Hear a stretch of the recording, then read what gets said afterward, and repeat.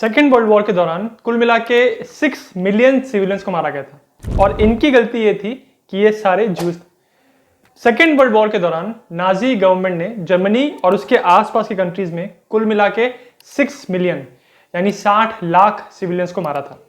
इन सारे सिविलियंस में कॉमन बात ये थी कि ये सब ज्यू थे। ज्यूज यानी जर्मन भाषा में जिसको यूडन कहते हैं, ये वो लोग होते हैं जो जुडाइज्म यानी यहूदी धर्म को फॉलो करते हैं। जुडाइज्म पूरे मानव के इतिहास के बहुत पुराने धर्मों में से एक है और इनकी पूरे इतिहास में अक्सर क्रिश्चियन लोगों से लड़ाई होती रही है। पर सेकेंड वर्ल्ड वॉर के पहले जर्मनी में जब हिटलर पावर में आया तो उसके मन में यह था कि वो सारे ज्यूज को धरती से खत्म कर देगा और इस चीज के लिए पहले उसने जर्मनी में, उसके बाद जर्मनी ने जिस जिस कंट्री को हराया उन सारे कंट्रीज में जूस को पकड़ के वहां से निकाल के मारने का प्रोसेस शुरू किया। पर यहां बात यह है कि जर्मनी के अंदर जो जूस रहते थे उनको पकड़ना जर्मनी की गवर्नमेंट के लिए बहुत मुश्किल नहीं था क्योंकि उनके पास सारे गवर्नमेंट रिकॉर्ड्स थे, सारा डेटा था। पर जर्मनी के बाहर के जो कंट्रीज थे जिनको जर्मनी ने बाद में जीता, वहां पे जूस को कैसे ढूंढते थे लोग और कैसे ढूंढ ढूंढ के एक साथ इकट्ठा कर रहे थे। इन सारी बातों के बारे में इस वीडियो में हम बात करेंगे। कहानी शुरू होती है साल 1933 से। ये वो टाइम था जब हिटलर इलेक्शन जीत के जर्मनी का चांसलर बना, जर्मनी का मेन लीडर बन गया वो। और उसके बाद उसके पावर में आने के बिल्कुल 2 महीने के बाद एक रूल पास हुआ जो नाजी गवर्नमेंट ने पास किया था और उस रूल में एक पैसेज लिखा हुआ था, द आर्यन पैराग्राफ। इस पैराग्राफ में लिखा था कि जर्मनी के अंदर सिर्फ ट्रू आर्यंस यानी सच्चे आर्यन लोगों को रहने का अधिकार है, ऐसे लोग जो आर्यन के डिसेंडेंट्स हैं, और ज्यूज को जर्मन सोसाइटी से पूरी तरह अलग करना है। तो सबसे पहले नाजी गवर्नमेंट ने क्या किया, जितने भी लोग गवर्नमेंट के लिए काम करते थे उन सारे लोगों में से उन लोगों को छांटना शुरू किया जो ज्यूज थे। उनको जब छांट लिया उसके बाद जिनके पेरेंट्स जू थे, फिर उनके बाद उनके पेरेंट्स, ग्रैंड पेरेंट्स, मतलब अगर पीछे तक कोई भी जू होगा तो उन सारे लोगों को पकड़ पकड़ के नौकरी से निकालना शुरू किया। इस तरह से गवर्नमेंट के अंदर जितने जूस थे उन सारे लोगों को नाजी गवर्नमेंट ने आइडेंटिफाई कर लिया था कि ये लोग जूस हैं। जब 1933 में रूल आया था उस टाइम कुछ जूस को एग्जेम्पशन मिल गया था, यानी अगर आपने फर्स्ट वर्ल्ड वॉर में पार्टिसिपेट किया है या फिर आपके किसी इमीडिएट फैमिली मेंबर ने फर्स्ट वर्ल्ड वॉर में पार्टिसिपेट किया है तो आपको नौकरी से नहीं निकाला जाएगा। 1933 में एग्जेम्पशन था पर 1935 में ये एग्जेम्पशन भी हटा दिया गया। तो अब अगर आप ज्यू हैं तो आपको कोई भी सरकारी नौकरी करने का अधिकार नहीं होगा। उसके बाद अगस्त 1938 में उन्होंने एक और रूल बनाया। इस रूल में उन्होंने कहा कि सारे ज्यूज को नाम ऐसा रखना है कि उनके नाम से पता चल जाए कि वो ज्यू हैं। इस चीज के लिए उन्होंने ये कहा कि जितने भी लड़के हैं, जितने भी आदमी हैं, उनका फर्स्ट नेम तो जो भी है पर मिडिल नेम उनका इजराइल होगा, और सेम लड़कियों का फर्स्ट नेम कुछ भी हो बट उनका मिडिल नेम होगा सारा। इसके वजह से वो लड़के और लड़की के नाम से पता लगा लेंगे कि ये ज्यू है कि नहीं। उसके बाद उन्होंने सब लोगों का पासपोर्ट जब्त किया और जितने भी ज्यूज थे उनके पासपोर्ट के ऊपर एक जे का ठप्पा लगा दिया ताकि पासपोर्ट देख के भी उनको आप पहचान सको। तो इस तरह से नाजी गवर्नमेंट ने सारा डॉक्यूमेंटेशन, गवर्नमेंट इशूड आईडीज इस तरह से कर दी थी कि उनको देख के या पता लगा लोगे कि ये ज्यूज हैं। पर अभी भी अगर सामने आपको कोई बंदा दिख रहा है तो आपको ये पता लगाना है कि ज्यू है कि नहीं बिना उसके आईडी देखे, ये मुश्किल था। इस चीज के लिए उन्होंने 1941 में एक और कानून पास किया कि सारे ज्यूज लोगों को, अगर उनकी उम्र 6 साल से ऊपर है तो उनको अपने कपड़े के ऊपर एक स्टार पहनना है। वो स्टार ये बताएगा कि ये बंदा ज्यू है। और ऐसा नहीं है कि आप ज्यू हैं और आप स्टार नहीं पहनेंगे, क्योंकि अगर आपको पकड़ा गया, आपके डॉक्यूमेंट चेक किए गए और आप निकल गए कि आप ज्यू हो तो आपको सजा होगी, आपको अरेस्ट किया जाएगा और आपको मारा भी जा सकता है। वैसे ही ज्यू लोगों को यह ऑर्डर दिया गया था कि उनके घरों के बाहर उनको वो स्टार टांगना है ताकि आइडेंटिफाई हो सके कि ये जो घर है ये ज्यूज के घर है। तो इस तरह से जर्मनी के अंदर अलग अलग कानून बना के इन्होंने सारे ज्यूज को आइडेंटिफाई करना और लोकेट करना शुरू किया कि यहाँ पे ज्यूज रहते हैं, इस लोकेलिटी में ज्यूज रहते हैं और ये इंसान ज्यू हैं। पर अब बात ये आती है कि जो पूरे सेकेंड वर्ल्ड वॉर के दौरान 6 मिलियन ज्यूज को मारा गया था उसमें से 75% ज्यूज जर्मनी के बाहर के थे। उसमें भी ज्यादातर Latvia, Lithuania, Estonia, Soviet union और पोलैंड के ज्यूज। अब यहां पे तो नाजी गवर्नमेंट नहीं थी तो यहां से वो कैसे ज्यूज को ढूंढ रहे थे। इस चीज के लिए नाजी गवर्नमेंट ने एक अलग सिस्टम बना के रखा था।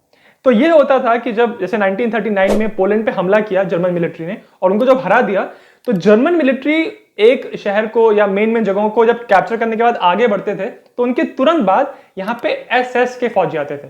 एसएस जर्मनी की एक पैरामिलिट्री फोर्स थी जिनका काम था कि सारे आर्यन लोगों को ऊपर लेके जाना है और ज्यूज लोगों को पकड़ना है, उनको अलग करना है। तो एसएस में भी एक पर्टिकुलर यूनिट थी गेस्टापो जिनमें खास उन लोगों का एक काम था कि ज्यूज लोगों को आइडेंटिफाई करना है और उनको अलग करके उनके साथ जो भी ट्रीटमेंट करना है वो अलग बात है। तो इस चीज के लिए उनका सिस्टम ये था कि जब जर्मन मिलिट्री किसी जगह को कैप्चर कर लेगी और वो आगे बढ़ जाएगी तो गेस्टापो के लोग वहां जाएंगे और उस शहर के गवर्नमेंट ऑफिसेस को वो लोग कैप्चर करेंगे।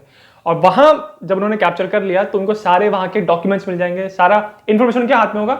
अब यहां से पता लगा पाते थे कि कहां कहां पे जूस रहते हैं। गवर्नमेंट ऑफिसेस में इनकम टैक्स का डेटा होता था, मैरिज सर्टिफिकेट्स होते थे और जनरल सेंसस का डेटा था, जिसकी वजह से उनको आइडिया लगता था कि इस एरिया में कितने जूस रहते हैं और कहां कहां रहते हैं। इस तरह से जर्मनी के बाहर उन्होंने बहुत सारे जूस को एक साथ बड़ी बड़ी मात्रा में राउंड अप करना शुरू किया।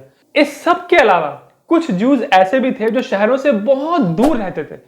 अब उनको ये लोग कैसे पकड़ते थे? उनके लिए इनका तरीका ये था कि किसी लोकेलिटी में जाएंगे और वहां लोकल लोगों से पूछेंगे कि यहाँ पे कौन कौन ज्यू है। तो शुरुआत में तो बहुत सारे लोग ये जर्मन एसएस की मदद कर रहे थे ज्यूस को ढूंढने के लिए, क्योंकि अब इतने सारे ज्यूस रहते हैं, उसमें किसी की किसी से दुश्मनी है, तो वो दुश्मनी निकालने के लिए बहुत सारे एसएस लोगों को आइडेंटिफाई करवाया गया।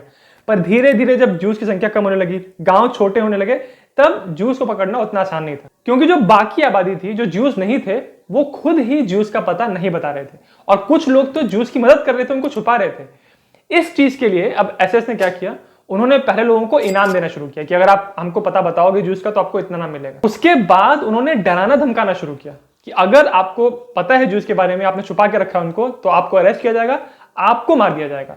इसके अलावा एसएस वाले चर्चेस में जाते थे और वहां दस्तावेज निकाल के वहां से पता लगाते थे कि यहाँ पे कौन कौन ज्यू है। इस तरह से पूरा एक सिस्टम बना के रखा था इन लोगों ने, जिसकी वजह से वो लोग ज्यूस को पकड़ पा रहे थे। और इसी सब की वजह से पूरे सेकेंड वर्ल्ड वॉर के दौरान 60 लाख ज्यूस को मार दिया गया था। ये ज्यूस का जो पूरा टॉपिक है, ये काफी सीरियस, काफी सेंसिटिव टॉपिक है, तो इस पे वीडियो बनाते हैं तो अक्सर वो सेंसर हो जाते हैं। अगर आपको ज्यूस के बारे में पढ़ना है, कैसे इनको पकड़ा जा रहा था और कैसे इन्होंने इतनी तकलीफें झेली, इसके बारे में मैं आपको बहुत अच्छी बुक रिकमेंड करूंगा। बुक का नाम है the destruction of the European juice. इसको लिखा है रॉल हिलबर्ग ने। बहुत ही अच्छी वेल रिसर्च बुक है ये। अब इतने सारे तरीके एसएस वालों ने, गेस्टापो वालों ने बना के रखे थे ज्यूस को पकड़ने के लिए, उसके बाद भी कुछ ज्यूस ऐसे थे जो नकली आईडीज बना के नॉर्मल लोगों के बीच में ही रहते थे। और कुछ लोग ऐसे भी थे जिन्होंने कोई अलग आईडी नहीं बनाई, पर वो लोग भाग के कहीं छुप जाते थे और चाहकर भी एसएस और गेस्टापो वाले इनको पकड़ नहीं पाते थे। इसका एक बहुत ही बेहतरीन एग्जांपल है, बेलारूसिया में एक ज्यू आदमी था जिसका नाम था टूविया बिएल्स्की। जब उसको पकड़ने के लिए आए गेस्टापो वाले तो यहाँ से भाग गया और एक जंगल में छुप गया। उसके बाद जंगल में उसके भाई भी उससे आके मिले। फिर ऐसे धीरे करते करते बहुत सारे लोग उनके साथ आके जंगलों में जुड़ने लगे। तो इस तरह से टूविया बिएल्स्की और उसके भाइयों ने मिलकर जंगल में एक रेफ्यूजी कैंप बना दिया ज्यूस का। अब जब जर्मन मिलिट्री को, एसएस वालों को पता चला इसके बारे में, तो उन्होंने जब अटैक करने गए वो लोग इस कैंप के ऊपर, तो यहां से ये लोग कैंप निकाल के भाग गए। इस तरह से पूरे वॉर के दौरान ये बिएल्स्की ग्रुप जो था, ये कहीं ना कहीं यहां से वहां अपने कैंप को लेकर भागते रहते थे।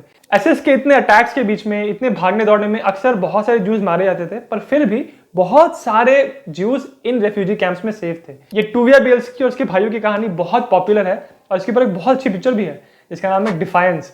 उसमें पूरी कहानी दिखाई है कि कैसे इन भाइयों ने डिसाइड कर लिया कि ये ऐसे मारे नहीं जाएंगे और ये बाकी ज्यूस की मदद करेंगे। वो पिक्चर आप जरूर देखिए, बहुत अच्छी पिक्चर है। ये तो उन लोग की बात रही जो ज्यूस थे और इन्होंने हथियार उठा लिए थे एसएस से लड़ने के लिए। पर कुछ लोग ऐसे भी थे जो ज्यूस थे, सिविलियंस थे, पर उनकी मदद कर रहे थे नॉन ज्यू लोग, जर्मनी के लोकल लोग, जिनको ऐसा लग रहा था कि इन लोगों के साथ गलत हो रहा है। अब इसका सबसे फेमस एग्जाम्पल है ऑस्कर शिंडलर। ये आदमी एक बहुत बड़ा बिजनेसमैन था और नाजी पार्टी का मेंबर था। बहुत इन्फ्लुएंशियल, बहुत पहुंच थी इसकी। पर ये देख रहा था कि कैसे घेटोज में जाके इन ज्यूस को मारा जा रहा है, इनके साथ इतना बुरा बर्ताव हो रहा है। तो उसने क्या किया, उसने जो अपनी फैक्ट्री बनाई हुई थी उसमें इन ज्यूस को उसने भर्ती करना शुरू किया काम करने के लिए। अब जितने भी ज्यू लोग इसकी फैक्ट्री में आके काम कर रहे थे, वो सारे ज्यूस बच रहे थे। तो बाकी ज्यूस में एक अफवाह सी बन गई कि अगर आप शिंडलर की फैक्ट्री में चले जाओगे, वहां बस काम करने लग जाओगे, तो आपको कोई टच नहीं करेगा। और इस तरह से पूरे वॉर के दौरान ऐसे लोगों को अपनी फैक्ट्री में भर्ती कर करके शिंडलर ने 1000 से ज्यादा ज्यूस को बचाया। और इनफैक्ट आज उन ज्यूस के जो डिसेंडेंट्स हैं उनको शिंडलर ज्यूस ही कहते हैं। ऑस्कर शिंडलर की कहानी के ऊपर एक बहुत ही बेहतरीन मूवी है जिसका नाम है द शिंडलर्स लिस्ट। ये पिक्चर बनाई है स्टीवन स्पीलबर्ग ने। हालांकि मूवी बहुत डार्क है क्योंकि इसमें ज्यूस की वो ट्रेजेडी दिखाई है, बट ओवरऑल पिक्चर का जो एंड है उससे आपको एक राहत फील होगी। तो ये पिक्चर भी आप जरूर देखिए। और अगर आपको वीडियो अच्छा लगा तो मेरे चैनल जिज्ञासियम को सब्सक्राइब जरूर करें।